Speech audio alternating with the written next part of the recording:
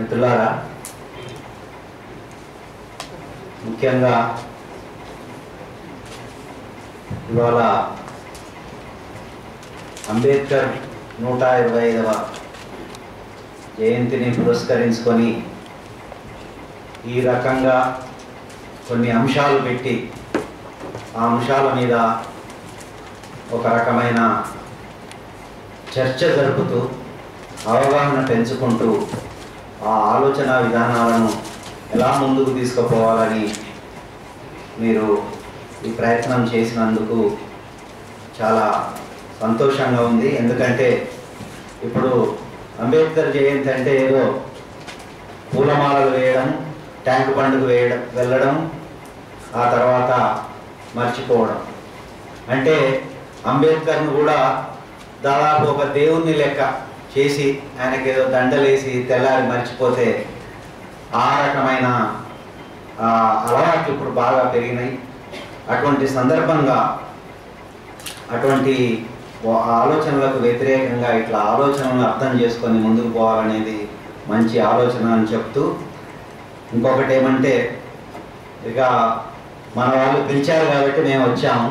యాక్చువల్గా ఏంటంటే చాలా కోర్టులో పనులు ఉన్నాయి. నిన్న కోర్టు వరకు వెళ్ళాం, ఇప్పుడు లాయర్ దగ్గరికి వెళ్ళవలసి ఉండే.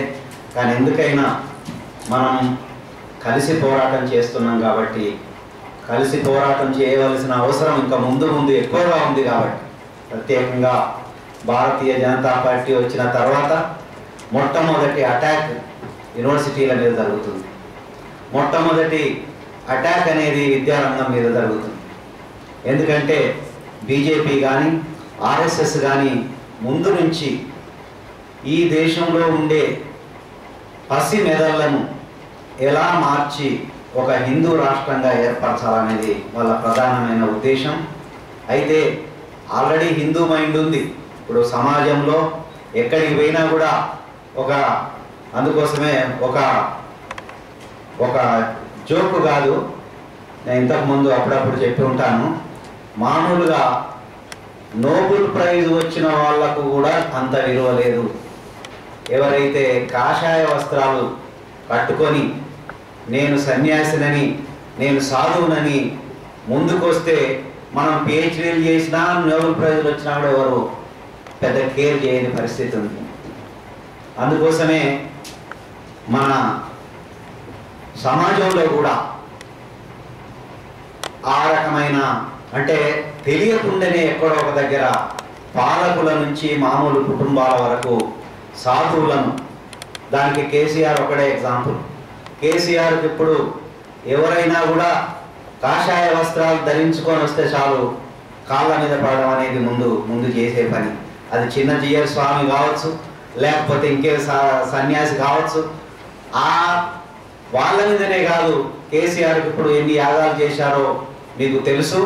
అట్లా ఒక హిందూ మైండ్ అనేది సమాజంలో ఉంది. కాబట్టి అటువంటి హిందూ మైండ్ని ఇప్పుడు ఇంకా పెంచి పోషించాలని ప్రత్యేకంగా పాఠశాల విద్యలో, ప్రత్యేకంగా యూనివర్సిటీలలో కూడా ఇప్పుడు వాళ్ళకు నచ్చిన వ్యక్తులను పెట్టుకోవాలని. వైస్ ఛాన్సలర్ ఎవరు ఉండాలి అని అంటే వాళ్ళ పార్టీకి సంబంధించిన వాళ్ళన్నా ఉండాలి, లేకపోతే మా యూనివర్సిటీ లాగా ఆయన ఏమి ఆర్ఎస్ఎస్ కార్యకర్త కాదు, కానీ ఆయన వైస్ ఛాన్సలర్షిప్ కోసం ఆర్ఎస్ఎస్ వాళ్ళు, బీజేపీ వాళ్ళు, సంఘ పరివారు వాళ్ళు ఏది చెప్తే అదే చేయటానికి రెడీగా ఉన్న ఒక వ్యక్తులను పట్టుకొని వాళ్ళు వైస్ ఛాన్సలర్ చేస్తున్నారు. అంటే వైస్ ఛాన్సలర్ వాళ్ళే ఉంటారు, అడ్మినిస్ట్రేటర్స్ వాళ్ళే ఉంటారు. అలాగే యూనివర్సిటీలలో ఏబీవీపీని పైకి తీసుకురావడమే బీజేపీ యొక్క ప్రధానమైన కర్తవ్యం. యాక్చువల్గా సెంట్రల్ యూనివర్సిటీ మీద ఎందుకు ముందు దాడి జరిగింది? మొత్తం దేశంలో అన్ని యూనివర్సిటీలలో ఫస్ట్ దాడి సెంట్రల్ యూనివర్సిటీ మీద జరిగింది. ఈ సెంట్రల్ యూనివర్సిటీ మీద ఎందుకు జరిగిందంటే, ఒక రకంగా వాళ్ళు అనుకునే హిందూ రాష్ట్రం ఏర్పాటుకు వ్యతిరేకమైన భావజాలం కలిగిన వ్యక్తులు, సంఘాలు కొంత ఆర్గనైజ్డ్ రూపంలో ఉన్నాయి. అక్కడ ఉన్న ప్రత్యేకంగా అంబేద్కర్ సంఘం ముందు నుంచి ఆర్ఎస్ఎస్కు, ఏబీవీపీకి వ్యతిరేకంగా ప్రచారం చేయడం, వాళ్ళ భావజాలానికి వ్యతిరేకంగా ప్రచారం చేయడం, దాని వలన సెంట్రల్ యూనివర్సిటీస్లలో ప్రత్యేకంగా ఏబీవీపీని పైకి తీసుకురావాలంటే ఏఎస్ఏ అంబేద్కర్ స్టూడెంట్స్ అసోసియేషన్ దెబ్బకొట్టాలి. అందులో భాగంగానే అక్కడ దళిత విద్యార్థుల మీద రస్టికేషన్ అనేది జరిపారు. అలాగే అక్కడ ఉండే టీచర్ల మీద కూడా ఇవాళ కేసులు పెట్టి జైలుకు పంపించిన సందర్భం ఉంది. కాబట్టి భారతీయ జనతా పార్టీ యొక్క ఈ యొక్క ఉద్దేశాన్ని, ఈ హిందూ రాష్ట్ర నిర్మాణాన్ని ఎదుర్కోవడం కోసం మనం అందరం సమాయత్తం కావాల్సిందిగా నేను కోరుతున్నాను. అది ఒక ప్రధానమైన కారణం. మనం ఇంకా ఎక్కువ కలిసి పనిచేయాలి, ఇంకా ఎక్కువ మన ఆలోచనలు పంచుకోవాలి, డిస్కషన్లు జరపాలి. కాబట్టి ఇటువంటి సందర్భాన్ని గుర్తు చేస్తూ యాక్చువల్గా ప్రజాస్వామ్యం మీద కాదు కానీ ఒక 2-3 విషయాలు ఈ మూమెంట్లో, మా దగ్గర వచ్చిన మూమెంట్లో వచ్చిన 2-3 విషయాలను మీ ముందు ఉంచి ముగించడానికి నేను ప్రయత్నిస్తున్నాను. యాక్చువల్గా చెప్పాలంటే ప్రజాస్వామ్యం గురించి చెప్పాలంటే అంబేద్కర్ చెప్పినట్టు ఒక రాజకీయ రంగంలో మనం సమానత్వం ఇచ్చాం. రాజ్యాంగం తయారు చేసినప్పుడు అందరికి, ప్రతి వాళ్లకు ఒక ఓటు అని అందరికి ఇచ్చాం. కానీ అందులో ఇచ్చిన వార్నింగ్ ఏమంటే అది సామాజిక సమానత్వం రాకుంటే, ఆర్థిక సమానత్వం రాకుంటే ఈ అసమానత్వానికి గురి అయిన ప్రజలు ఈ రాజ్యాంగాన్ని ఎప్పుడో ఒకసారి బద్దలు కొడతారు అని ఆయన అంటే, ఇంత కష్టంతో నేను నిర్మించిన ఈ రాజ్యాంగం కూడా నిలవదు సామాజిక సమానత్వం రాకుంటే, ఆర్థిక సమానత్వం రాకుంటే అని చెప్పారు. ఆ ఉద్దేశంలో చూసుకుంటే మనకున్న ప్రజాస్వామ్యం, నా వ్యక్తిగత అభిప్రాయం, మనకున్న ప్రజాస్వామ్యం నిజంగా చెప్పాలంటే యాక్చువల్గా ప్రజాస్వామ్యమే కాదు. అంటే ప్రజాస్వామ్యం అంటే 5 సంవత్సరాలకు ఒకసారి ఎన్నికలు జరపడమే ప్రజాస్వామ్యమా? లేకపోతే ప్రతి వారికి ఒక ఓటు హక్కు ఉండడమే ప్రజాస్వామ్యమా? లేకపోతే అంటే దీని అర్థం ఏంటంటే ఇటువంటి ప్రజాస్వామ్యం మనకు ఉంది కాబట్టి ఈ ప్రజాస్వామ్యం వద్దని అనటం లేదు.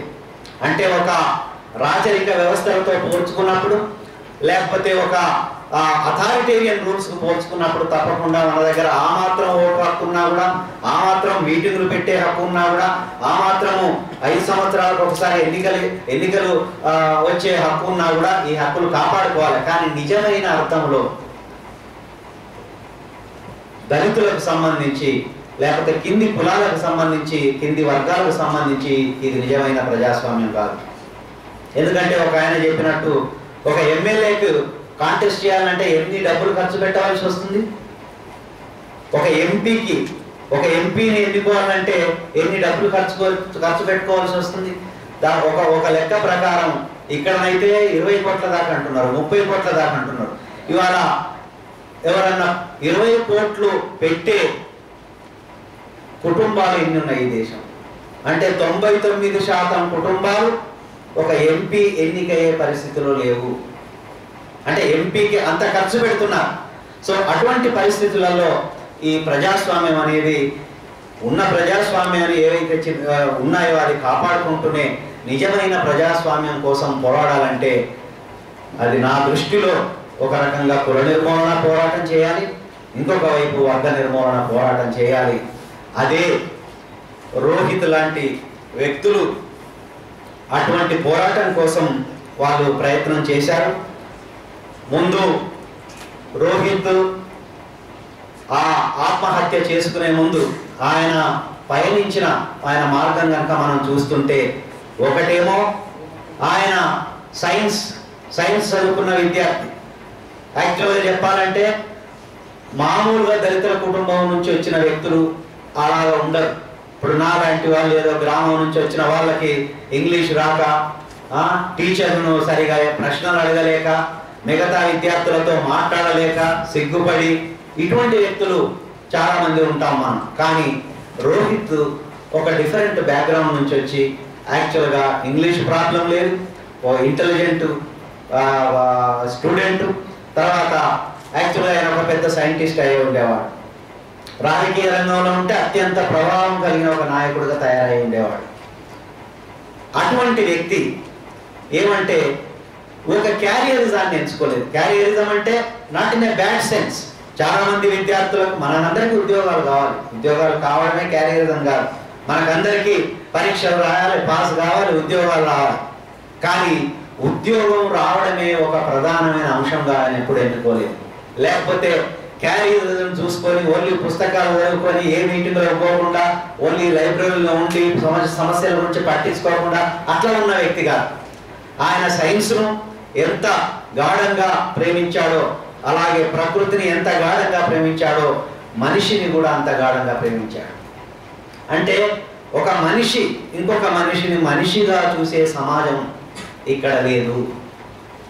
ఇక్కడ అటువంటి సమాజం రాకుండా చేయటానికి ఇక్కడ కుల వ్యవస్థ అనే ఉంది.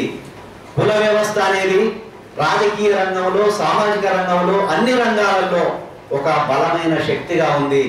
దీన్ని ఎలా తొలగించాలి?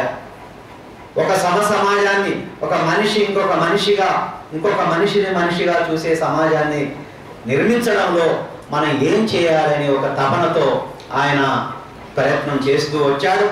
అందులో భాగంగానే ఆయన ఫస్ట్ ఒక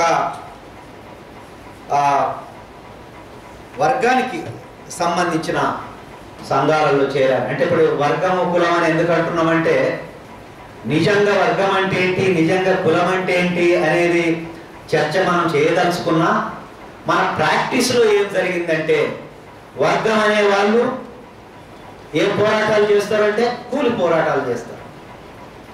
వర్గం గురించి మాట్లాడే వాళ్ళు ఏం పోరాటాలు చేస్తారు అని అంటే భూమి పోరాటం చేస్తారు. భూమి పోరాటం చేస్తారు, కూలి పోరాటం చేస్తారు, ఇంకొక ఆర్థిక పోరాటాలు చేస్తారు. అట్లాగే చేశారు, అది కూడా వాస్తవమే. అంటే మిగతా సామాజికమైన పోరాటాలు వాళ్ళు పూర్తిగా చేయలేదంటే కొన్ని చేసి ఉంటారు, కానీ అది ప్రధానమైన అంశం కాదని. అంటే ప్రధానమైన అంశంగా ఒక వర్గ పోరాటం చేసేవాళ్ళు ఒక ప్రధానమైన అంశంగా కుల నిర్మూలన పోరాటం చేయలేదు అనే ఒక వాస్తవం. అలాగే కులాన్ని ఆధారంగా చేసుకొని ఏర్పడిన సంఘాలు ఏం పోరాటాలు చేశాయి అంటే, అంటరానితనానికి వ్యతిరేకంగా పోరాటాలు చేశారు, దేవాలయాల ప్రవేశానికి కోసం పోరాటాలు చేశారు, లేకపోతే బావులలో చెరువులలో నీళ్లు దళితులు కూడా తోడుకోవాలనే దానికోసం పోరాటం చేశారు. కానీ ఆర్థిక అంశాలపైన నిజంగానే ఒక ప్రధానమైన అంశంగా పోరాటాలు జరపలేదు. ఇది నాకున్న అవగాహన బట్టి నేను చెప్తున్నా. అంటే వాళ్ళు ఒక కులం బేసిస్ మీద ఏర్పడిన సంఘము ఒక భూ పోరాటం అనేది నిర్మించిందా? ప్రధానంగా అప్పుడప్పుడు కొన్ని నిర్మించుంటారు. ఎలాగైతే వర్గ పోరాటం అన్న వాళ్ళు అప్పుడప్పుడు ఏదో ఆ శ్రామికుల ఐక్యత కోసం ఏమైనా కులం అడ్డం వస్తే కులంకు వ్యతిరేకంగా ఏమైనా చేశారో, ఆ రకంగానే కుల పోరాటాలు చేసే వాళ్ళు కూడా ఎప్పుడైనా కూడా ఆ ప్రత్యేకమైన దళితులు కానీ ఎవరు కానీ భూమి సమస్య వచ్చినప్పుడు భూమి కోసం పోరాడారు, కానీ ప్రత్యేకంగా ఒక ఆర్థిక పోరాటమే ప్రధానంగా వాళ్ళు చేయలేదు. ఈ యొక్క పరిస్థితి మనకు చారిత్రకంగా ఉంది కాబట్టి, ఇప్పటికీ ఉంది కాబట్టి, ఇప్పటికీ వర్గ పోరాటాల గురించి మాట్లాడిన వాళ్ళు మార్క్సిస్టు కొన్ని ఫార్ములేషన్స్ని నా దృష్టిలో ఒక కాపీ కొట్టడం లాగా తీసుకున్నారే తప్ప, ఇక్కడ నిర్దిష్ట పరిస్థితులు ఏమిటి అని చాలా లోతుగా చదివి అన్వయించినట్టుగా అనిపించదు. అందులో ఒకటి రెండు విషయాలు నేను మీ ముందు ప్రస్తావిస్తాను. ఒకటి, మార్క్స్ తన కమ్యూనిస్టు మేనిఫెస్టోలో ఇంతవరకు జరిగిన చరిత్ర అంతా, అంటే ఇంతవరకు ఏర్పడిన చరిత్ర అంతా వర్గ పోరాటాల చరిత్రే అనే సెంటెన్స్తో స్టార్ట్ చేస్తాడు. ఈ చరిత్రలో భాగంగా ఒకవైపు భూస్వాములు, ఇంకొక వైపు అర్ధ బానిసలనండి లేకపోతే రైతులనండి, ఒకవైపు బానిస యజమానులు, ఇంకొక వైపు బానిసలు, ఒకవైపు పెట్టుబడిదారులు, ఇంకొక వైపు కార్మికులు, వీళ్ళ మధ్య సంఘర్షణ జరిగింది, వీళ్ళ మధ్య పోరాటాలు జరిగినాయి, వీళ్ళ మధ్య పోరాటాలే చరిత్రను నడిపించింది అని ఆయన యూరప్కు సంబంధించిన విషయం గురించి మాట్లాడారు. అయితే మార్క్సిజం ఆల్సో సైన్స్, నేను కాదంటం లేదు, కానీ మార్క్స్ చెప్పిన ఎన్ని సైన్సే. మార్క్స్ చెప్పిన మాటలన్నీ మళ్ళీ మనం క్వశ్చన్ చేయకూడదు. ఎవరో అన్నట్టు క్యాపిటల్లో కూడా వేదం లెక్క చేసి క్వశ్చన్ చేయలేని పరిస్థితిలో ఉన్నారు కాబట్టి దాన్ని తీసుకొచ్చి మన భారతదేశానికి అంటగట్టినప్పుడు మరి భారతదేశంలో కూడా ఇంతవరకు ఉన్న చరిత్ర అంతా వర్గ పోరాటాల చరిత్ర. ప్రత్యేకంగా బ్రిటిష్ కాలం ముందు వచ్చిన చరిత్ర ఏమిటి? అక్కడ మనకేమన్నా భూస్వాములకును, భూమి లేని పేదలకు, బానిస యజమానులకు, బానిసలకు ఇట్లా పోరాటాలు జరిగినాయా? యాక్చువల్గా నాకన్నా మీకే ఎక్కువ తెలుసు. ఇక్కడ జరిగిన పోరాటాలన్నీ అంబేద్కర్ భాషలో చెప్పాలంటే బౌద్ధ మతానికి లేకపోతే బుద్ధిజానికి బ్రాహ్మణిజానికి జరిగిన పోరాటం, వాటి మధ్య జరిగిన పోరాటం. అంటే ఒక రకంగా కుల పోరాటాలు, కుల నిర్మూలన పోరాటాలు ఒక రకంగా చెప్పాలంటే. ఈ వాస్తవం అనటానికి వర్గ పోరాటం గురించి మాట్లాడే వాళ్ళు హెసిటేట్ చేస్తున్నారు. ఇది అందుకోసం ఏంటంటే ఏదో శత్రువరంగా విమర్శలు చేసేది కాదు ఇది. ఎందుకంటే ఇవాళ పేదల గురించి పోరాడాలన్నా, దళితుల గురించి పోరాడాలన్నా ఎక్కడో ఒక దగ్గర మన సెక్షన్స్ మోరల్లెస్ సేమ్. నిజంగా ఎవరైతే రాజీ లేకుండా విముక్తి కోసం పోరాడాలని చూస్తున్నారో, వర్గ పోరాటం చేయాలని అనుకున్న వాళ్ళు కూడా తేడాలు ఉన్నాయి. ఆ పేదల దగ్గరికి వెళ్ళినప్పుడు తప్పకుండా అక్కడ ఉండే దళితుల దగ్గరికి వెళ్ళవలసిందే. అందుకే ఈ ఫ్రెండ్లీ క్రిటిసిజం ఏమో కాన్షియస్గా అంటున్నా, ఏదో వాళ్ళకు భయపడో లేకపోతే వాళ్ళ స్నేహం పోతుందనో ఈ విషయంలో కాదు. నిర్దిష్టంగా అనాలిసిస్ చేసినప్పుడు భారతదేశంలో ఇట్లా తీసుకుంటే మాత్రమే విముక్తి చేయగలం. ఆ భాషలో చెప్పినప్పుడు వీళ్ళు ఇంతవరకు జరిగిన పోరాటాలన్నీ కుల పోరాటాలు, కుల నిర్మూలన పోరాటాలని అనగలరా? ఒకవేళ అనకపోతే ఎందుకు అనడం లేదు? ఏమి అడ్డు వస్తుంది? అందుకే నేను కొన్ని ప్రశ్నల రూపంలోనే మేము ముందు పెడతాను, మనం ఆలోచన